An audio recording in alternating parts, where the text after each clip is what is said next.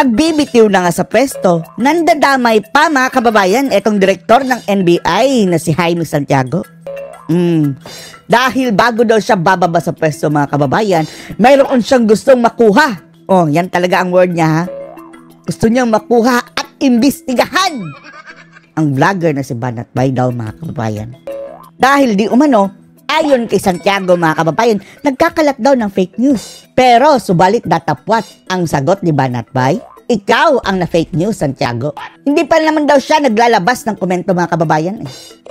Ito si Byron Cristobal. Sa makatuwid, andun pa siya sa mga kababayan, labas ng bansa, nagbabakasyon. So paano naging siya ang pinagbubuntunan ng galit mga kababayan ito si Santiago? Kaya malamang sa malamang na fake news siya. Ibang tao siguro ang nagpost noon mga kababayan gamit ang mukha ni Banat Bay. Ang malaking katanungan lang dito mga kababayan, bakit hanggang sa huli pinag-iinitan mo pa rin ang mga vloggers, Jaime Santiago? Maraming nagsasabi dito mga kababayan pati na ang mga ka-DDS, na okay daw ito si Santiago mga kababayan, pero tumaas ang kilay natin dito dahil nananakot ito ng mga vloggers Lalong-lalo na yung kasagsagan mga kababayan ng pagputok ng issue ni Liza Araneta. Anong sabi niya? Kakastiguhin daw ang mga vloggers mga kababayan. Coincidentally, kasagsagan yon ang pagputok ng issue ni Liza Araneta sa Amerika. At hanggang sa huli mga kababayan sa pagbibitiw niya, sa halip na tugisin yung mga taong di umano'y nag-ooperate sa kanya mga kababayan sa loob ng NBI, ngayon si Banat Bay. Si Banat Bay ang kanyang pinagbubuntunan ng galit mga kababayan. Panoorin niyo po ha. Mayroon naman umanong iba na pilit iniuugnay ang kanyang resignation sa ibang issue, gaya ng vlogger na nilagyan ng kulay politika ang kanyang pagbibitiw. Bakit? Hindi ba yan politika, Mr. NBI? Under kayo ng Office of the President Kung ikaw mismo, may nakikitang sindikato dyan, o sindikato ba yung nakikita mo, o anomalya, bakit hindi mo isumbong sa Presidente? Bilang panghuling hiling sa NBI. Last wish mga kababayan, sa halip mga kababayan mayroon naman nakastiguhin yung mga taong nag-ooperate daw sa kanya within the bureau. Si Banat Bay pa ang kinaladkan niya. Iba na pilit iniuugnay ang kanyang resignation sa huling kahilingan. Gaya ng vlogger na nilagyan ng kulay politika ang kanyang pagbibitiw. Dininay na po yan ni Banat Bay mga kababayan Hindi siya ang nagsabi. Kahit pa mga kababayan, kung sino man ang nagsabi nun, karapatan niya yon, opinion na yun Ano pala sinabi nagagalit ng mo? Budhi mo. Bilang panghuling hiling sa NBI, nais niya itong paimbestigahan. Huling hiling pa? Mahirap ipagtanggol ang administrasyon na ito. Talaga naman. Talaga naman. Madadamay ka sa kapabayaan nila. Mariusip pala akong, he's putting words on my mouth. Bakit sinabi ba ni Banat Bay na ikaw ang nagsabi niyan? O yung nagpost noon mga kababayan, kahit hindi si Banat Bay, mahirap ipagtanggol ang administrasyong ito. Madadamay ka sa kanilang kapabayaan. Sinabi ba niya na ikaw ang nagsabi niyan? Paano kung opinion lang niya yun? Ikaw ang naglagay ng words sa iyon sa iyong bunganga. Wala akong sinasabing ganyan. At bakit sinabi ba niya na ikaw ang may sabi? Pinapaimbestigahan ko nga. Uy, naku. Sa halip na mag-aksaya ka ng time dyan sa nahuhuli mong araw dyan sa NBI, bakit hindi mo nalang imbestigahan yung taong nag-ooperate sa'yo? O yung group of people, mga kababayan, na sinasabi niyang pinagtutulungan siya? Makuha itong Banat Bay na ito. Makuha talaga mga kababayan. Parang lang no? Object lang mga kababayan. Para makuha yan. Grabe. Parang, damputin lang, ganyan. Throw him all the books. Tapunan ng libro. Pero, kaklaruhin natin mga kababayan sabi ni Banat Bay, hindi siya ang nagsabi niyan. Mayroong gumamit sa kanya mga kababayan pangalan. Yung sobra na. Yan ang mga isang reason bakit ako ayaw na. Talaga lang ba?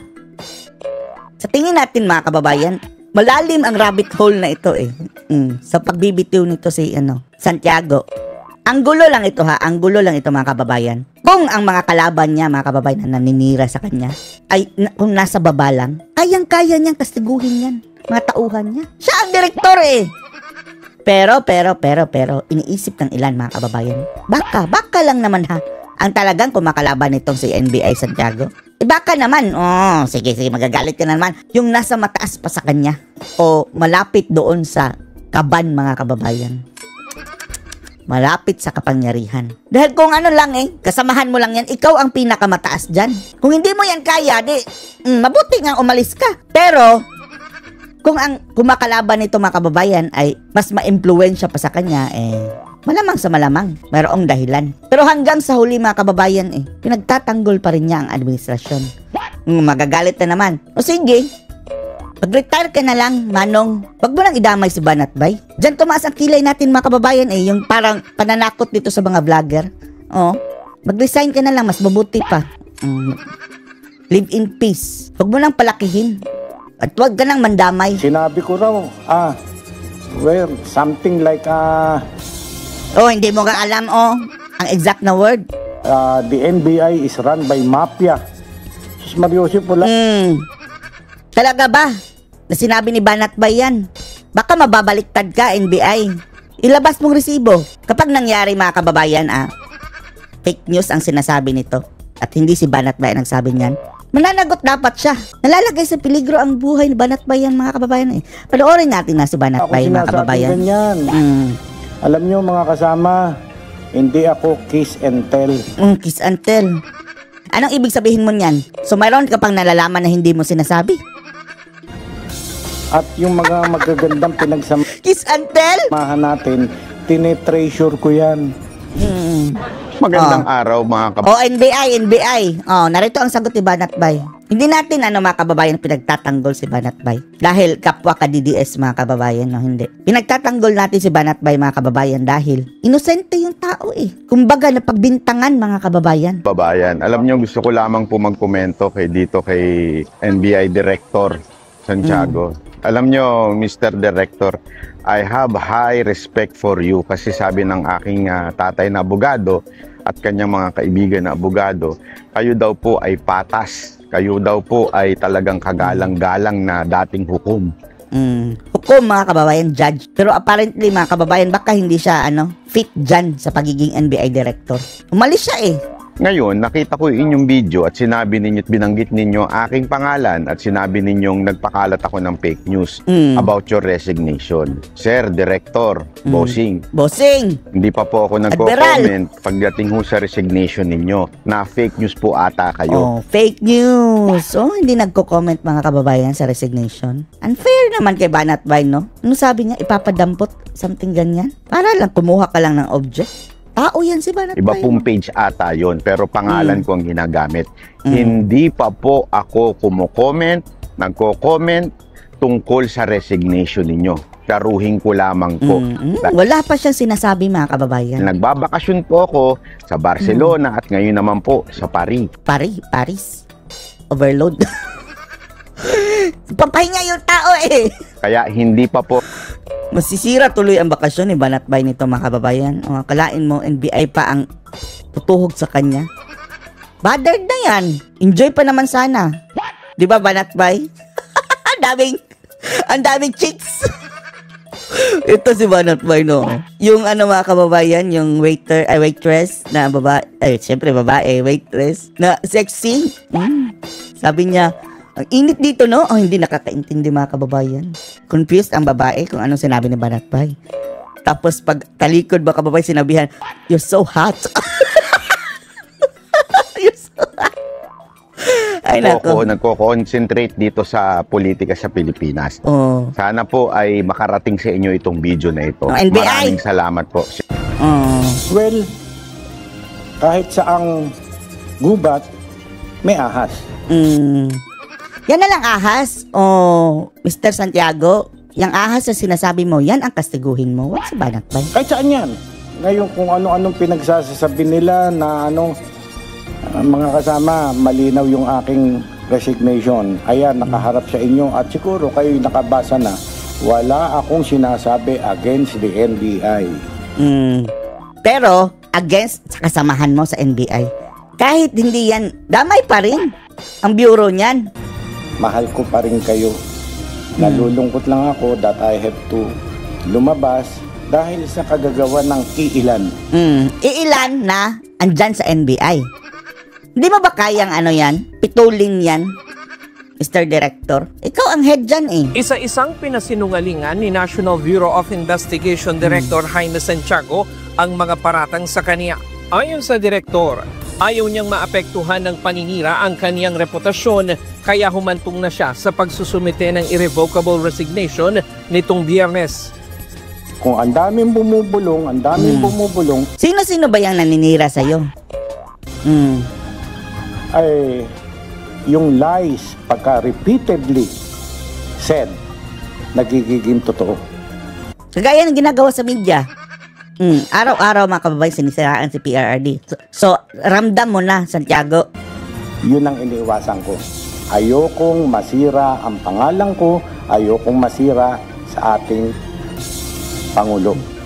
Bakit hindi mo labanan, Santiago, kung sinisiraan ka lang? Ganun na lang? Alis ka na lang sa pwesto? Parang binibigay mo na sa kanila yung kapangyarihan dyan sa NBI. Paano kung mga hudas ang mga iyon, gaya ng iniisip ng ilan? At baka sila pa ang papalit dyan. Delikado.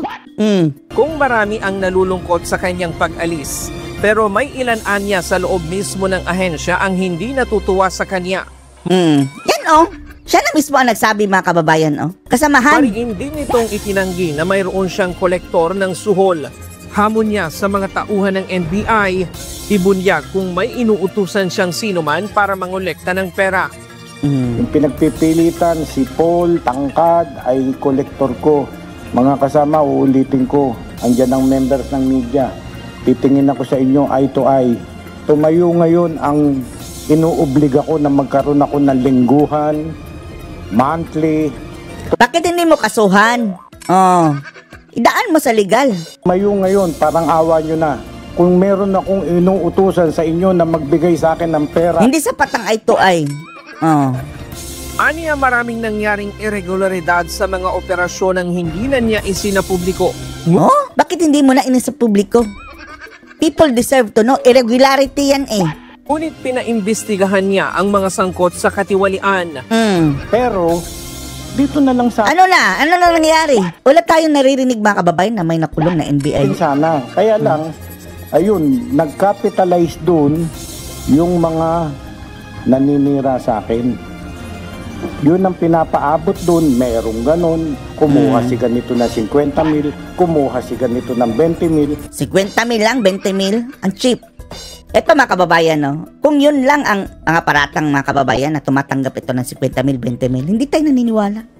Maliit na bagay yan para sa kanyang pangalan mga kababayan. Kaya, ilaban mo yan sana, Santiago. Hindi ako nagre-report sa kanila, pero kinakastigo ko dito. Pinapaimbestigahan ko sa iyan. Ayon kay Director Santiago, hanggat walang napipili si PBBM na kapalit niya sa pwesto, ay mananatili pa rin naman siya sa NBI. Ang delikado niyan, Jaime, kung yung mga taong sinasabi mong mayroong irregularidad na ginagawa, baka sila ang maupo. Linisin mo pangalan mo, wag lang umalis ka at mag-resign. Yan sana ang gagawin mo, huling habilin mo sana. Kastiguhin mo sila bago ka bumaba. Hindi yung si Banat Bay. Anong masasabi nyo dito mga kababayan? Post your comments below.